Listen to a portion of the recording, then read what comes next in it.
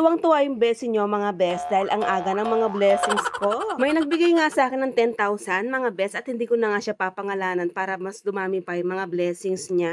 Unexpected nga to mga best kaya naman ang saya-saya ng blessing nyo. Dahil hindi pa nga daw ako nanganganak mga best at naiinip na nga daw siya kaya in advance na niya yung binibigay niya sa baby ko. At paggising ko nga kanina mga best, chinek ko kagad yung monetization ko at na-unlock ko na nga yung bonuses ko mga best. Grabe talaga mga best, sobrang saya ko dahil madadagdagan na naman yung earnings ko dito sa Facebook. Kaya naman mga best, sisipagin ko pa ang paggawa ng magagandang content. Kaya sana mga best ay suportahan nyo ako hanggang sa dulo. Huwag sana kayong magsawa sa pagmumukha ko.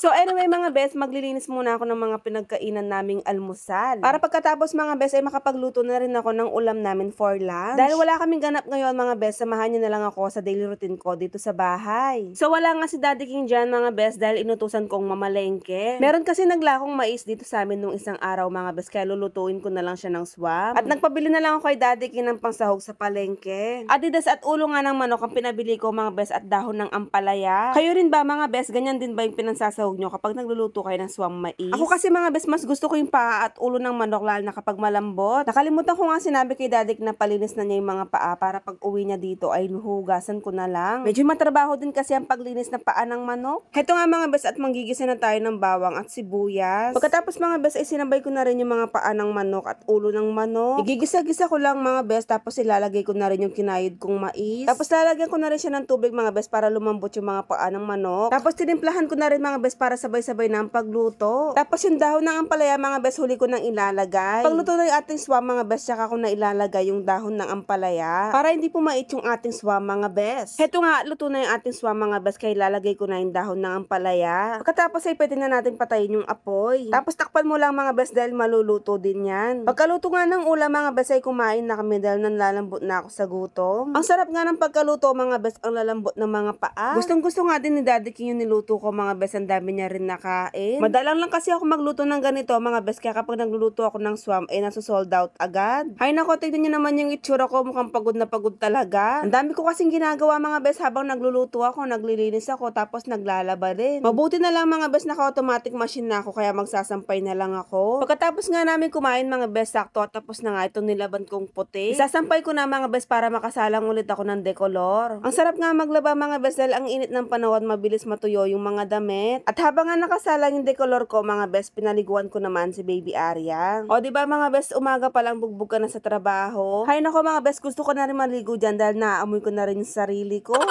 Pero kapag nandito naman si Ate Yasi mga best, tinutulungan naman niya ako sa pag-asikaso sa kapatid niya. Kaso mga best, nangongonsumisyon naman ako dahil kapag magkasama sila, lagi silang nag-aaway. O siya mga best, hanggang dito na lang muna. Thank you for watching. Ang hindi nag-share, pangit.